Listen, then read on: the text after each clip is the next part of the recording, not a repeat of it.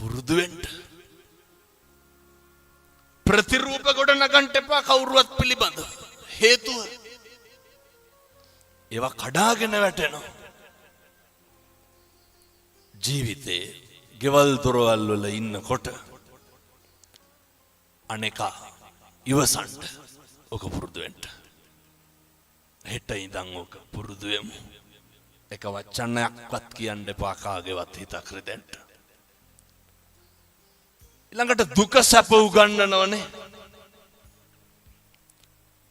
ජීවිතේ කාලයක් තියෙනවා. අපේ බුදුහාමුදුරු අනේ පිටු සිටුතුමාගෙන් බිම්බිසාර රජුරුවන්ගෙන් විශාකාවගෙන් කොසල් රජුරුවන්ගෙන් මණික් අල්ලපු කුටිවල වැඩ හිටියේනේ. එහෙමනේ. අවසානයේ වේරංජාවේ වැස්වසුවට පස්සේ යවහල් වළඳන්න උනේ නැත්. මේවා හරි. අර කියන්නේ දුක සැප ලෝකේ ඇති යති පෙරලීනේ. මේක සමබර වෙන්න ඕනේ. කම්පා වෙන්න නරකයි දුක් වෙනවා කියලා. බුදුරු දුක් වුණාද? නැහැ. සමහර අම්මලා තාත්තලා කියනවා මෙතන කවුරුවත් නම් එහෙම කියන්නේ නැතුව ඇති. ඔය මෙරිලවත් යනවා නම් කියලා කියන්නේ හදිසි නම් මට කියන්න. ඔච්චර මැරෙන්න ආස නම් මිරික ගන්න උන 6 විනාඩියක් විතර. අතාරිනවා. කිව්වට හරි බයයි. කවුද මැරෙන්න බය නැත්තේ? එහෙනම් මොකටද ඔය කියලා කම්පා වෙන්නේ? දරා ගන්න පුරුදු වෙන්න. ඒකට නෙමේ ධර්මයක් තියෙන්නේ. අපි දරාගෙන ඉන්නේ මොකෙන්ද? ධර්මයෙන්. දුක් විඳින අපිට සැප විඳින්න වෙයි. සැප විඳින අපිට දුක් විඳින්න වෙයි.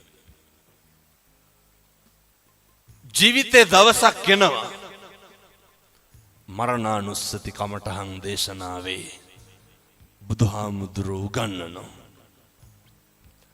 ඔය මේ ඉඳගෙන ඉන්න විදිහට නෙමෙයි සමහර විට හෙට ඉන්න වෙන්නේ. ඒ හින්දා දරා ගන්න පුරුදු වෙන්න. අර මතකද දැන් අවුරුදු 2ක් විතර ඇති. දක්ෂ ව්‍යාපාරිකයෙක් තාත්තා කෙනෙක්. කෝටි ගාණක බිස්නස් එකකට එළියට බැස්සා. බහිනකොට ගෙදර හිටපු පොඩි එකා ගල් කැටයක් අරගෙන කාර් එකේ අතුල්ලනවා. තාත්තා ඩිකිය ඇරලා ඩිකියට දැම්මේ බ්‍රීෆ් කේස් එක. ඩිකිය තිබ්බා වීල් බ්‍රෂ් එක. පොඩි එකා ගල් කැටෙන් අතුල්ලනවා කාර් එක. කේන්තිය කොච්චර ආවද කියනවා නම් අර වීල් බ්‍රෂ් එක අරගෙන කොල්ලට ගැහුවා. දමලා ගැහුවා. පොඩි එකා කරන සමහරක් දේවල් දිහා බලලා සතුටු වෙලා නැද්ද තාත්තලා? එහෙමනේ. ප්‍රතිරූප ගොඩ නගන්න එපා. මේ වචනේ නම් කියන්න පුළුවන් පැය 4ක් විතර. මේවා හරි මධ්‍යස්ත වෙන්න. දුකක් ඇති වෙනවා නම් පින්නතුනේ ප්‍රශ්නයක් ඇති වෙනවා නම් මැදිහත් නොවීමේ නිසා නෙමෙයිද? අර පොඩි එකා මොකක්ද අර කාර් එකේ ඇඳලා තිබ්බේ? කොල්ල ගල් කැටයක් අරගෙන කාර් එකේ ලියලා තිබ්බා. මම මගේ තාත්තට ගොඩක් ආදරෙයි කියලා. පුරුදු වෙන්න ඉවසන්න. තප්පර 30ක් ඉවසලා බෙල්ල හරවලා බැලුවනම් ගහයිද ගල් කැටේ වීල් බ්‍රෂ් එකේ මම මගේ තාත්තට ආදරෙයි කියලා ලියලා තිබ්බේ. ජීවිතේ ඉවසලා බැරිම තැනක් එනවනේ. ඔතන දිවසන්ට මේක හෙට ඉඳන් ප්‍රගුණ කරන්න. මේවා ප්‍රගුණ කරන්න කල් දාන්න එපා. ගෙදර ඉන්නකොට ස්වාමියාට බනින්න කලින් බිරිඳට බනින්න කලින් දරුවන්ට බනින්න කලින් දෙපාරක් හිතන්න. මම පල්ලේ කැලේ බණකට වැඩියා බන්ධනාගාරේ. අවුරුදු 22ක විතර තරුණයෙක්. අඬලා වැඳලා කිව්වා හාමුදුරුවනේ එළියට ගිහිල්ලා මේක කියන්නලු. කවදාවත් අනුන් හින්දා අපි කාට හරි ගැහුවොත් අනුන්ට ගහන්නේ නේ. විඳවන්නේ කවුද? අපි පුරුදු වෙන්නලු එක විනාඩියක් ඉවසන්න. බන්ධනාගාර අධිකාරිවරයෙක් ලිපියක් ලියනවා. මරණ දඬුවමට උරුමකම් කියන හිරකාරයෝ 100ක් අරගෙන අහන්නේ හේතුව විදිහට මොකක්ද කියන්නේ? මහත්තයෝ එක විනාඩියක් ඉවසපු නැති එක. එක විනාඩියක් ඉවසුවා නම් මොකද වෙන්නේ? පිහියෙන් අනීද? වෙඩි තියයිද? බෙල්ල කපයිද? නැහැ. අම්මේ තාත්තේ පුරුදු වෙන්න. මේ එකක්වත් අපිට ඕන විදිහට වෙන්නේ නැහැ. බුදුවරු කොහොමද පැහැදිලි කරේ? අචින්තිතම්පි භවති චින්තිතම්පි විනස්සති. මේ ලෝකේ කවදාවත් හිතන දේ වෙන්නේ නැහැ. වෙන දේ හිතා ගන්නත් බෑ. එහෙම නෙමෙයිද? ඕක අපි දන්නවනේ. මොකක්ද අපි කියලා මේ ලෝකෙ වෙන්නේ? මේක හැම එකක්ම වෙනස් වෙනවා. නැද්ද? මොකක්ද වෙනස් වෙන්නේ නැත්තේ?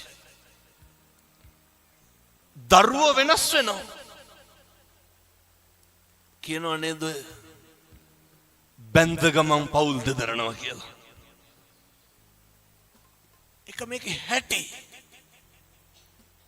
මේ ලෝකේ හැම එකක්ම වෙනස් වෙනවා නම් අපි නඩත්තු කරන අපේ ළඟම තියෙන වස්තුව මොකක්ද? අපේ ඇඟ, අපේ ශරීරය නේ. මේ කෙස් ටික වෙනස් වෙන්නේ නැද්ද? මම මේ කියන්නේ බාහිරයේ පැත්තකින් තියලා අපිට ඕන විදිහට ඕක තියාගන්න පුළුවන්. කවුද අර ඇමරිකාවේ පොප් ගායකයා අවුරුදු 100කට විතර වැඩියෙන් ඉඳ හිටියේ? Michael Jackson.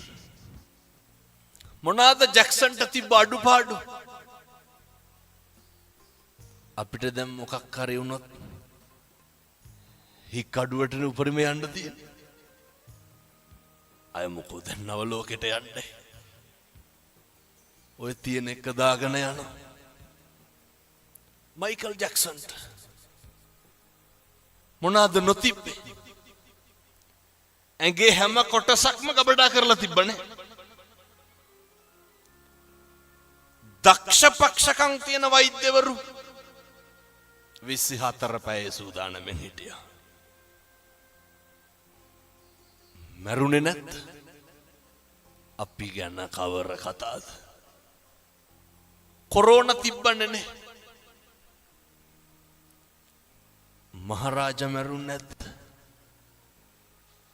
මොකද සල්ලි නැතුවද? මංගල සමරවීර මහත්තයා දඩබ්බර සල්ලිකාරයෝ මරුන්නේ නැද්ද? ගංවල අපිට තිබ්බේ දෙතුන් පාර හොදපු මාස්ක් එක විතරයි. කම්මං දල්හං කින්ති කරෝමි. කර්මය දැඩි වුණාම හැම එකක්ම මේක වෙනස් වෙනවා. මතක තියාගන්න. දල්ල කඩි කාලා මිනිස්සු මැරෙනවා, නයි කාලා බේරෙනවා. එහෙමයි. අපේ කියලා අපි තියාගෙන හිටපු අපේ මේ ශරීරය මේකේ දවසක් එනවා. අර බුදුහාමුදුරුවෝ ගන්නන්නේ මගේ නිකන් ටැග් ලයින් එක වගේ තියෙන්නේ අත්තාහි අත්තනෝ නැත්ති. හරි සනාතනයි. අපේ අතින් අපිට වතුර ටිකක් බොන්න බැරි දවසක් එනවා. එහෙම නෙමෙයිද? මොනවාද වෙනස් වෙන්නේ නැත්තේ? දරුවෝ වෙනස් වෙනවා.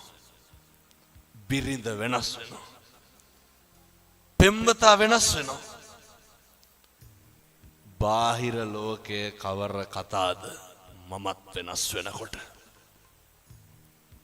ඒ හින්දා කිසිම දෙයක් ගැන අදි탁සේරුවෙන් ඉන්න එපා.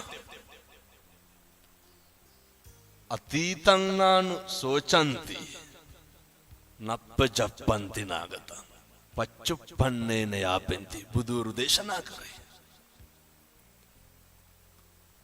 අතීතය ගැන හිතලා දුක් වෙන්න එපා. අතීතේ හිරකාරයෙක් වෙන්න නරකයි.